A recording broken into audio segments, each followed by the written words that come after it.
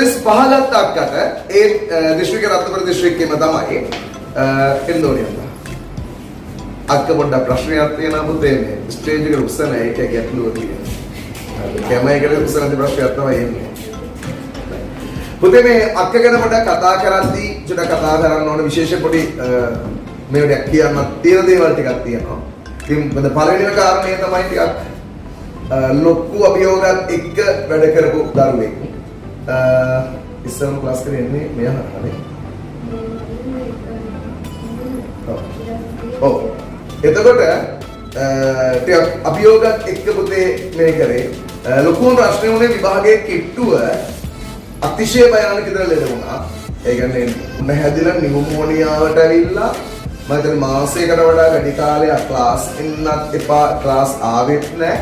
ඊට පස්සේ මම හිතන්නේ හොස්පිටල් එකේ කියලා තිබ්බෙත් මහන්සි වෙන්න එපා කියලා. හරිද? මේ මිනිස්සේ වැලහින්න වගේ අඬනවා.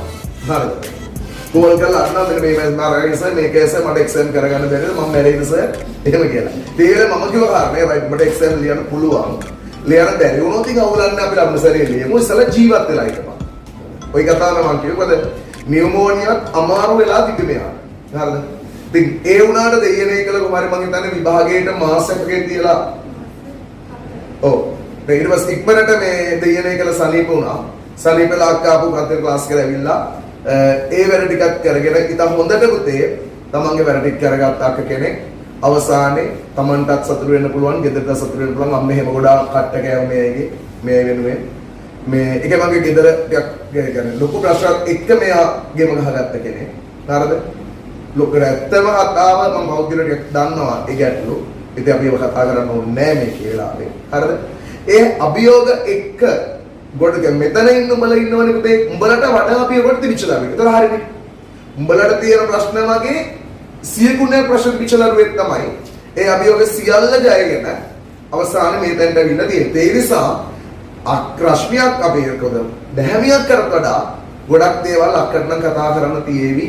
ඒ ලෙවල් අවුරුදු දෙකේ තමන්ගේ ඉලක්ක වලට යන්න, තමන්ගේ ටාගට්ස් වලට යන්න වැඩ කරන්න ඕන ආකාරය ගැන අක්කට ආරාධනා කරනවා. ඔයාලට පොඩ්ඩි අදහසක් ඒ ලෙවල් එකේදී වැඩ කරන්න ඕන ආකාරයකට දෙන්න කියලා. මගේ නම රශ්මිව මහානාම. මගේ සෙට්වේ 1.9 මම කරේ PC පොලිටිකල් ඉතිහාසය ගැන කියනවා නම් මේ මම ඉස්සෙල්ලාම ඉතිහාසය පරිමාණවලින් තමයි මේ ආව දවසේ ඉඳන් මේ ඉන්නවා ඉවර වෙනකම්ම මනෝජ් සර්ගේ එනකොට මට බය හිතුණා හැබැයි සයරේ යකේ කොයි අපිට ගාව බැලුවේ මේක කරා මට කැරෙනකම් මොන තරම් කුටි කාලෙත් ඇති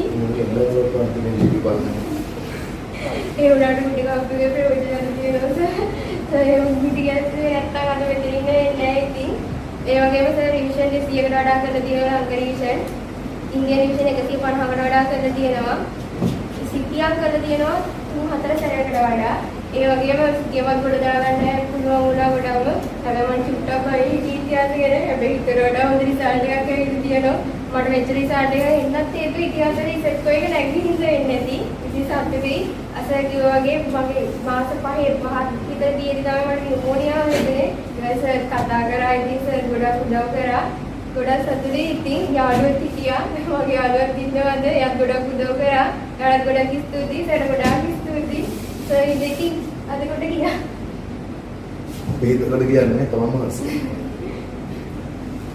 අක්කගෙත් ඉදිරි අධ්‍යාපන කටයුතු සාර්ථක වේවා